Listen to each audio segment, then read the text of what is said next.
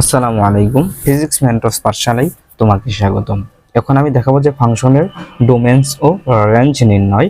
দেখো এখানে তিনটা মেথড দেওয়া আছে, আমি তোমাকে 3 নং মেথডটা দেখিয়ে দিচ্ছি।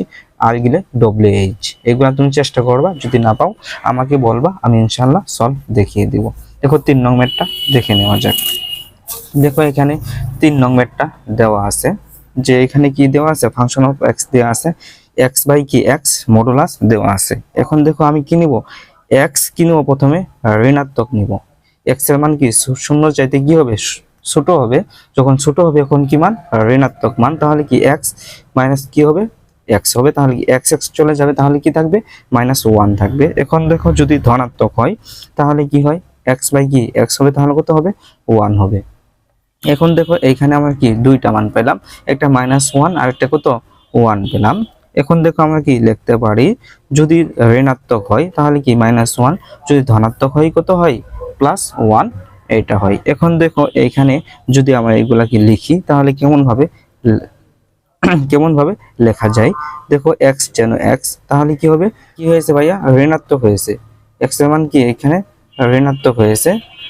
এখন এইখানে দেখো x যেন x, x এর মান কি হয়েছে, শূন্য চাইতে ধনাত্মক হয়েছে। তাহলে কি হবে, x এর মান তাহলে কি, যদি আমি ঋণাত্মক নেই তাহলে কত হবে, -1, যদি ধনাত্মক নেই তাহলে কত হবে, 1 হবে। এইটাই আজকে ছিল। দেখো আমি যদি তোমাকে খাতায় দেখাই তাহলে কেমন হয়। দেখো x এর মান তাহলে কয়টা হবে, x এর মান যদি কি হয়, ঋণাত্মক হয়।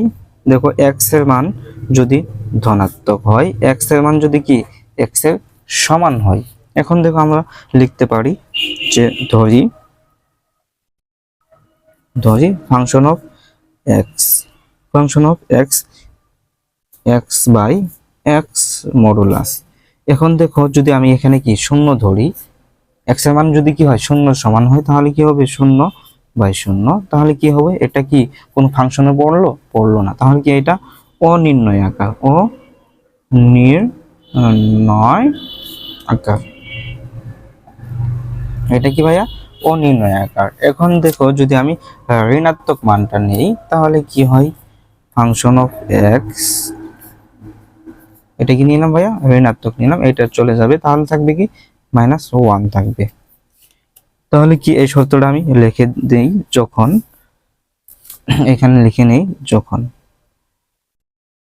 যখন x কি হবে, শূন্য চাইতে কি হবে, ছোট হবে। যখন কি x শূন্য চাই ছোট হবে, এটা যখন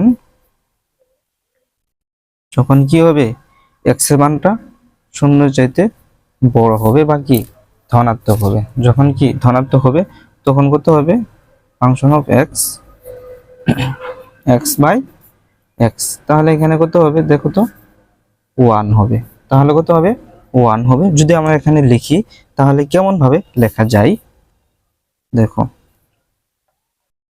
y ফাংশন অফ x, দেখো -1 যখন x, আচ্ছা এটা x শূন্য, x কি হবে, শূন্য হবে, x কি হবে, শূন্য হবে। আর একটা কি 1, যখন x কি হবে ভাইয়া, ধনাত্মক হবে, x কি হবে, ধনাত্মক হবে, x কি হবে, ধনাত্মক হবে। এটা কি হয়েছে, ঋণাত্মক হয়েছে, এটা কি হয়েছে, ধনাত্মক হয়েছে। দেখো তাহলে এইখানে আমরা কি পাই, দুইটা শর্ত পাই। দেখো এই লেখাটা আমি এখানে সাজিয়ে লিখলাম, ওইখানে একটু বোঝা যায়নি। দেখো এখানে লিখি, এখন দেখো অতএব আমরা ডোমেন ডিএফ তে কি, ডোমেন এক্স যেন এক্স যদি কি হয়, ঋণাত্মক হয়, এক্স এর মান যদি কি শূন্য চাইতে ছোট হয়, ইউনিয়ন এক্স যেন এক্স যদি কি হয়, ধনাত্মক হয়, তাহলে কি এটা লেখা যায়। দেখো এক্স এর মান কি ভাইয়া, এখানে ঋণাত্মক, এক্স এর চাইতে ঋণাত্মক, এক্স কত অজ্ঞাত আমরা জানি না, সেই জন্য কি ইনফিনিটিভ 0 ইউনিয়ন। এখন দেখো এখানে কি এক্স এর মান কি শূন্য চাইতে কি বড়, শূন্য চাইতে কত বড় আমরা জানি না, সেজন্য আমরা কি দিব, ইনফিনিটিভ 0 দিব। এখন দেখো এখান থেকে কি কমন আসে, এটা কি ভাইয়া, রিয়েল নাম্বার কি বাস্তব মান, এটা কি বাস্তব মান। দেখো তাহলে এখানে কি শূন্য আছে, এখানে কি আছে শূন্য চলে আসে। তাহলে কি এটা আমরা কি নির্ণয় করলাম বলো তো, এটা আমরা কি ডোমেইনস নির্ণয় করলাম। এখন আমরা রেঞ্জ নির্ণয় করব। দেখো এখন আমরা রেঞ্জ নির্ণয় করব। এইখানে যদি আমি কি নই ধনাত্মক মান নেই তাহলে কি হয় y সমান সমান x by x, x by কি হবে x, তাহলে কত হবে 1 হবে। আবার যদি y সমান সমান x বাই মাইনাস x নেই তাহলে কি হবে -1। এটা যদি আমি কি নিয়েছিলাম ধনাত্মক, এটা যদি কি ঋণাত্মক নেই তাহলে কি হবে, দেখো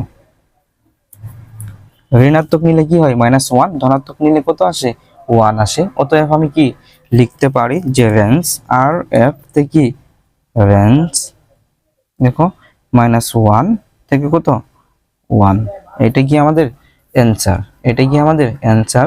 আর এফ থেকে কি রেঞ্জ কত পেলাম এখানে 1, এখানে কত পেয়েছি 1 পেয়েছি, এটা আমাদের অ্যানসার। দেখো বইয়ে অনেক জটিল ভাবে দেওয়া, আমি বই ফলো করি না, মূলত বই তোমাদের দেখানোর জন্য ঠিক আছে। দেখো প্রথমে আমি বই থেকে দেখিয়েছিলাম, দেখো আমার মতো দেওয়া নাই বইয়ে। আচ্ছা এটা দেখবা, আমি যেগুলা কাজ দিলাম এই তিনটা দেখবা, যদি কোনো জায়গায় আটকে যাও আমাকে বলবা, আমি সলভ দেখাবো।